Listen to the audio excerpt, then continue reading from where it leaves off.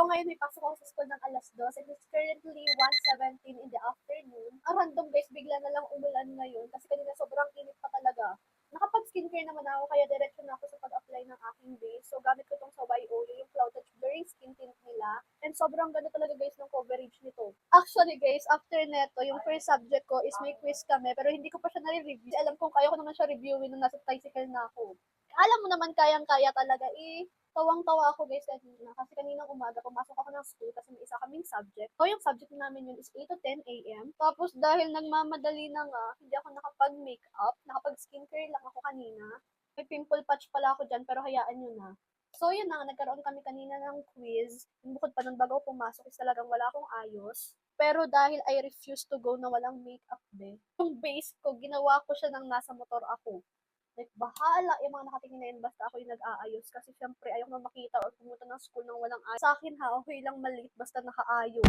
Actually, nagising naman ako ng maaga. Nagising ako ng 4 a.m. in the morning. Kaso nga lang yung oras na yun is nalaan ko talaga para mag-review. Kasi yung prof namin is may recorded lecture siya. Doon ko na lang ni-review yung quiz namin kanina. 1 to 4 lang naman yung quiz namin kanina. Pero alam niyo na kapag solving is talagang kulang na kulang yung isang oras mo. Tapos eto pa guys, kapag talaga solving is talagang nabablanko talaga yung utak ko girl. Like nag-review naman ako pero kapag nasa harap na ako ng test paper is talagang blanco.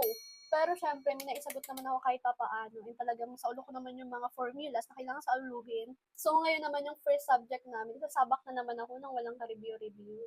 Joke lang, nabasa ko naman siya kaya confident naman ako na kaya kong tapusin yung quiz namin na 1 to 1. Guys, ito pa lang sa JMCY, ito yung ginagamit ko pang gawa din ng AUSAL kung papaganyan. Tapos, pinakalat ko lang siya ng papaganon. Basta yung, syempre, a little bit of highlight sa may eye bags para ma-highlight yung AUSAL na yan. Kasi hindi pa ako nakakabili ng parang AUSAL. Medyo bilisan ko na din talaga guys, para naman nakapagbasa-basa pa ako, talagang masaulo ko pa yung dapat kong review din. Tingnan niyo naman kung gaano kaganda tong curler na to from Sales Lady. And guys, pala magpapalit din pala ako ng damit ko ngayon kasi hindi pwede to suotin sa school. Although nakataas na yung pilik natin, is maglalagay pa rin ako nitong mascara. So, sobrang ganda nito kasi waterproof to. And bukod pa doon, so talaga nag-i-stay siya maghapon kapag ito yung gamit ko. Kanina pala guys, nakapag-film na rin ako ng iba pang mga videos, kaya medyo madami-dami na rin talaga akong draft. Siyempre, kailangan ko na talagang sipagan mag-edit. Kasi kung hindi, talagang matatambakan ako. And bukod pa doon is may mga padatingin pa rin talaga ako mga parcel. It's currently 1:29 na in the afternoon, kaya talagang bibilisan ko na Setting spray lang tayo guys, pero gawin ko na to sa isa kong video. Anyways, this is our final look.